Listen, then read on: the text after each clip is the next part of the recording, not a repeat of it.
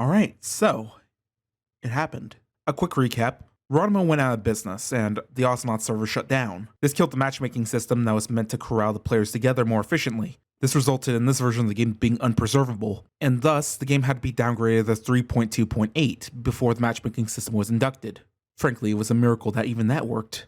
But there were people on the inside trying to preserve it how they can. Atari not long after picked up the rights to Awesomenauts and made their goal to relaunch the game and decode it in a way where it could be preserved. I am under no illusion how very close we got to this game being essentially unplayable to mostly playable to almost back to normal. So everyone say thanks to Denons for being a major part in putting this back together. But if you really want to thank him, when doing the beta testing, make sure to report the bugs in the Atari Discord and the bug report forums. And remember to include any logs or crash dumps that you have. You can find them by going into your Awesomenauts properties on Steam and then going into installed files and browsing that. Might be a bit complicated, but you can ask around.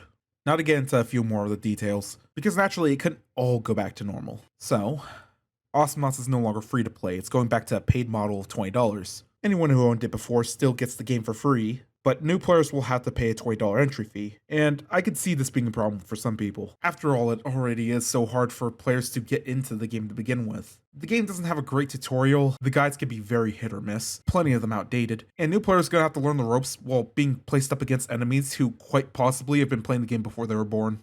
The last thing a new player needs is to pay a $20 entry fee for a game that has maybe 100 players on a busy day? You may have noticed how I said some, but I did not say myself, because I agree with this decision. Making the game free to play was Geronimo's call, and was meant to increase the player numbers, and that bump in players unfortunately did not last.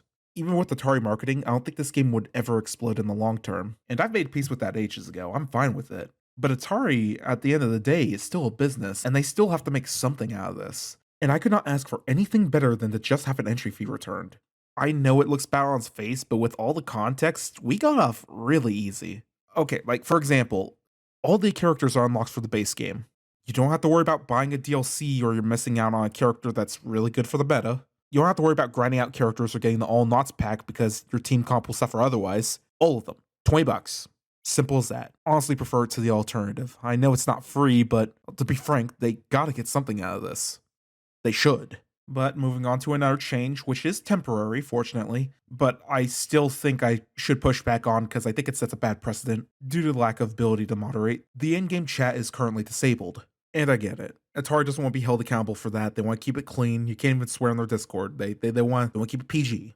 That being said, I really don't like the idea of just disabling someone's ability of being able to communicate with a rando, no matter their intent. I would gladly accept every single slur feasibly written by the world's nicest Ksenia main if it meant that I could say to a rando, Voltar, the Scolder's gonna keep throwing you into a frog until you get Cortex Tank. Only for him to respond, yeah, I don't have that unlocked. That unlocked system and its consequences have been disastrous for the Awesomenauts community in terms of new players discouraging fresh installs from playing characters they recently unlocked. Fortunately, we don't have to worry about unlocks because the progression system seems to be removed as well. It's likely temporary for testing, but I beg, I plead, I know it goes against preservation, but please remove the shop unlock system. If you want any means for new players to get into the game, to properly experiment, to enjoy the experience, do not lock away killing sprees, and do not lock away half their upgrades even though some of them are essential for playing the character. It may seem overwhelming, but if they can't handle the game without being drip-fed content, they're not going to survive, they're not going to integrate with the community, and they're certainly not going to be around for Nutty Knots 2030. It's just reality. The game's very niche, very anti-new player, and you need to have the things that are special about it in the forefront. And that brings me to my final subject, the community. The strongest thing Awesomenauts can do for bringing about new players is having a welcoming community. It doesn't have to be hyperactive, it doesn't have to be buddy-buddy with everybody, not every clique's gotta come together, but it does need to be welcoming to some extent. It's gotta be patient with the new players, it has to be willing to teach. It'll certainly help to have something for the players to attach to, like showing them memes and jokes. The odds of something major happening in the Awesomenauts community past this point are pretty much impossible. So any fresh faces we find, let's welcome them. Let's show them how we do things. And if you have any friends who are especially patient and you think might get a kick out of this game, have them give it a try. Bring them along. Couldn't hurt to give it a go. Because we're basically what's left. And that's okay. But hey, on a side note, mods are compatible with this version. We got Blight Knots back, baby. Let's speedrun.